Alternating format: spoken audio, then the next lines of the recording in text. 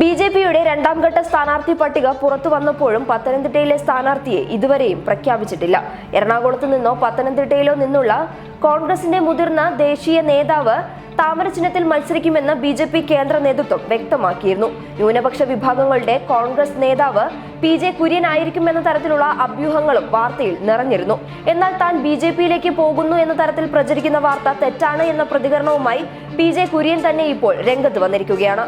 PJ. Kurian കഴിഞ്ഞ ഒരു വർഷത്തോളം കോൺഗ്രസ് നേതൃത്വവുമായി നല്ല ബന്ധത്തിലല്ല. അദ്ദേഹത്തിന് ക്രിസ്ത്യൻ, ഹിന്ദു, മുന്നോക്ക, പിന്നോക്ക, മുസ്ലിം വിഭാഗങ്ങൾക്കിടയിൽ വലിയ സ്വാധീനമുണ്ട്. കോൺഗ്രസിലെ ഒരു വിഭാഗത്തിന്റെ പിന്തുണയും കുര്യന് ലഭിക്കും. ഇതാണ് കുര്യനിൽ ബിജെപി കണ്ണുവെക്കാനുള്ള കാരണം. രാജ്യസഭ ഉപാധ്യക്ഷനായിരുന്നപ്പോൾ തനിക്ക് വലിയ ഓഫറുകൾ ലഭിച്ചതാണ്. അന്ന് താൻ അതിനെ നിരസിച്ചു. സ്ഥാനാർത്ഥിത്വം തരാമെന്ന് പറഞ്ഞ ബിജെപിക്കാർ ആരും ഇതുവരെയും വന്നിട്ടില്ല. താൻ ഒരു കോൺഗ്രസുകാരനാണ്. ഇപ്പോഴത്തെ പ്രചരണം തന്നെ അധിക്ഷേപിക്കാൻ വേണ്ടിയാണ് എന്നും പത്രങ്ങളും ചാനലുകളും താൻ ബിജെപിയിലേക്ക് പോകുന്നതായി വാർത്തകൾ പ്രചരിപ്പിക്കുന്നത് മര്യാദകേടാണെന്നും പി.ജെ. കുര്യൻ പറഞ്ഞു. ചില കോൺഗ്രസ് സുഹൃത്തുക്കൾക്ക് ഇതിൽ പങ്കുണ്ടോ എന്ന് അന്വേഷിക്കണം. മത്സരിക്കണമെങ്കിൽ കോൺഗ്രസ് സ്ഥാനാർത്ഥിയായി രംഗത്ത് വരുമായിരുന്നു. പത്തനംതിട്ടയിൽ താനും ഇടുക്കിയിൽ ആന്റോ ആന്റണിയും എന്ന രീതിയിൽ തിരഞ്ഞെടുപ്പിനെ നേരിടുമായിരുന്നു.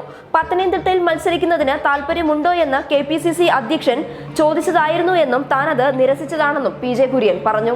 നിലവിൽ ബിജെപിക്കാർ തന്നെ ഓഫറുകളുമായി സമീപിച്ചിട്ടില്ല എന്നും രാജ്യസഭയിൽ ഉപാധ്യക്ഷനായിരുന്ന സമയത്ത് കേന്ദ്ര സർക്കാർ ഇതിലും വലിയ ഓഫറുകളുമായി തന്നെ സമീപിച്ചിട്ടുണ്ട് എന്നും അതിനെക്കുറിച്ച് കൂടുതൽ വെളിപ്പെടുത്തുന്നില്ല എന്നും പി.ജെ. കുര്യൻ പറഞ്ഞു. News desk public Kerala.